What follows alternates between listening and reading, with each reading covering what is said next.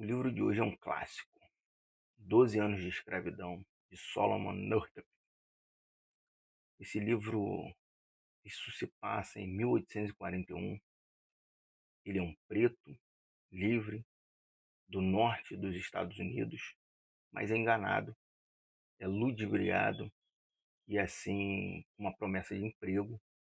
E com isso ele é mantido em cárcere, ele é feito prisioneiro, ele, ele tem o primeiro contato com a violência, a truculência, a crueldade que o regime escravagista faz. Então hoje eu apresento para vocês aqui esse clássico aqui, ó, 12 anos de escravidão. E ao comprar esse livro, o que me chamou a atenção foi essa parte aqui em cima aqui, ó, que está escrito aqui, um livro tão essencial como o Diário de Anne Frank. E como você pode acompanhar no canal aqui, nós temos também um vídeo sobre o Diário de Anne Frank. Então, de fato, é um livro que você tem que ter na sua biblioteca. Há o filme deste livro, mas eu havia assistido o filme antes, mas posso dizer para você que ler o livro me causa arrepios, me causa revolta, né? Porque você tem a sensação de estar sendo violentado como este homem foi durante 12 anos, né? E você pode pensar assim, pô, mas ele não tentou fugir, ele tenta fugir. Ele, durante esses 12 anos, ele tem três donos, três proprietários, né? E você vai ficar abismado, porque, em tese, todos eles são religiosos, né? Mas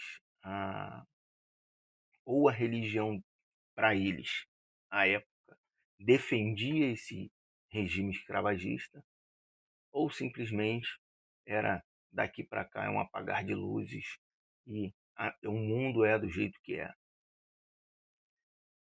Infelizmente isso daqui fez parte da nossa história, mas não foi porque se passou no século XIX que esse livro não é atual. Ele vai falar sobre racismo, ele vai falar sobre liberdade, ele vai falar sobre dignidade humana. Todos esses assuntos que a gente consegue facilmente, olhando para o lado hoje, identificar. É um documentário, isso aqui é um documentário histórico, não é somente um livro, né? O que me chamou a atenção, muita atenção aqui, é porque é a falta de lógica. Presta atenção nisso daqui. Para mim era a falta de lógica. Porque se me dá tanto retorno, acredito que o mínimo que eu deveria fazer é dar uma boa alimentação, é ter um bom local para dormir. Não. O café era o bagaço de milho torrado, que ele era fervido e acrescentado melado. Esse era o café. A comida era o farelo de milho, né? E o toicinho, ou seja, o porco defumado. E isso que eles tinham que preparar após a jornada incessante de trabalho. Eu trabalhava até a noite. Se não fosse noite de lua cheia, que ainda dava para enxergar mais um pouco, continuou o trabalho. Isso trabalhando em campo de algodão, em campo de cana. Mas Solomon, ele tinha algumas habilidades, né? Porque quando era livre, ele era marceneiro e ele era violinista, né? E há uma parte muito interessante aqui do livro, que é quando ele vai falar, né, que não somente o pensamento em voltar para a família, em voltar a ser um homem livre, em sonhar com a liberdade, ou fazer continuar a acreditar em dias melhores. Mas tem uma parte aqui do livro que é muito interessante. Deixa eu ver aqui, vou achar para vocês aqui.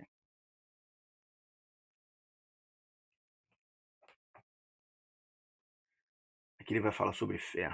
O coração do homem se volta instintivamente para o seu Criador. Na prosperidade, quando não há nada para feri-lo ou amedrontá-lo, o homem não se lembra dele e está pronto para desafiá-lo. Desafiar quem? A Deus. Mas coloque-o no meio de perigos. Sem qualquer ajuda humana, deixe a sepultura se abrir diante dele. É então, no tempo da tribulação, que o homem cético e incrédulo se volta para Deus pedindo ajuda, sentindo que não há outra esperança, refúgio ou segurança, a não ser em seu braço protetor. Salomão também era um homem de muita fé, cristão, de muita fé, logicamente totalmente contrário ao sistema escravagista, até porque ele só não viu o sistema, ele sentiu o sistema na pele.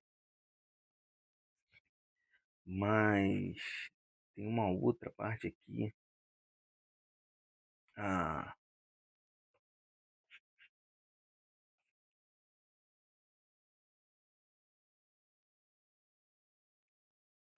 eu anotei aqui como a fuga.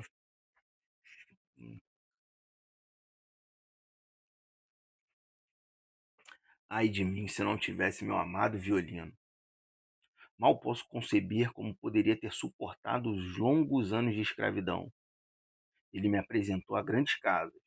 Isso daqui, essa característica, ele era convidado, né, a tocar em outras casas, casas de outros donos de escravos. E com isso ele recebia algumas moedinhas. O proprietário dele permitia, pela política da boa vizinhança, ele iria, e era assim que ele se desligava daquele momento por um pouco daquela daquele momento terrível que ele vivia, né? E com sua música ele lembrava dos momentos que havia passado e de que a esperança ainda não havia morrido. Me livrou de muitos dias de trabalho no campo, me abasteceu com conveniências para minha cabana, cachimbos, tabaco, pares extras de sapato, e inúmeras vezes me afastou da presença de um senhor duro para testemunhar cenas de festa e alegria. Era meu companheiro, meu amigo do peito, triunfando ruidosamente quando eu estava alegre e proferindo seu suave e melodioso consolo que me entristecia. Quase sempre no meio da noite, quando o sono havia sumido da cabana e minha alma estava perturbada e preocupada com a contemplação de meu destino, eu tocava uma canção de paz. Então foi esse, não só a esperança, não só a fé em Deus, mas também o seu amigo violino. E, e já são passados quase 12 anos, quando surge na fazenda que ele trabalhava um homem chamado Baix, que tem uma ideia completamente diferente da escravidão e que, por ser branco, poderia falar tranquilamente a sua posição. Mas era um homem muito sábio também em colocar sua posição de ser contra o regime escravagista. E, na verdade, os feitores, os senhores, os proprietários dos escravos até riam da forma que Baix falava. Mas é esse homem que, ao saber da história de Solomon, se compromete com ele a escrever a carta e encaminhar. E aqui a gente vai fazer um paralelo que, como é interessante, como a vida ela dá voltas, né? Northup, esse sobrenome era porque ele vinha da família de escravos. E esse sobrenome vinha da família que era proprietário de seus antepassados. Seus antepassados tinham esse nome por conta de seus proprietários. E Solomon não era diferente. Ele era um homem livre, mas mantinha o sobrenome por conta disso. E foi exatamente um homem dessa antiga família que foi libertar esse homem. Olha que interessante. Pega isso daqui. Essa parte, para mim, é a parte mais linda do livro, porque é um contraponto. Chega a ter que ser contrassenso. Porque eu venho de uma família donas de escravo. Este homem carrega o sobrenome da minha família por, por ser descendente de escravos, e eu recebo uma carta dizendo que esse homem livre hoje está sendo mantido escravo e vou lá resgatá-lo. E é assim que acaba a história de Solomon. Ele retorna para sua casa, para sua esposa Anne, para sua filha Elizabeth, para sua filha Margarete, para seu filho Alonso. E o filho dele busca trabalho para juntar dinheiro para poder comprar o pai. Olha só, o sonho do filho era juntar dinheiro para comprar o pai.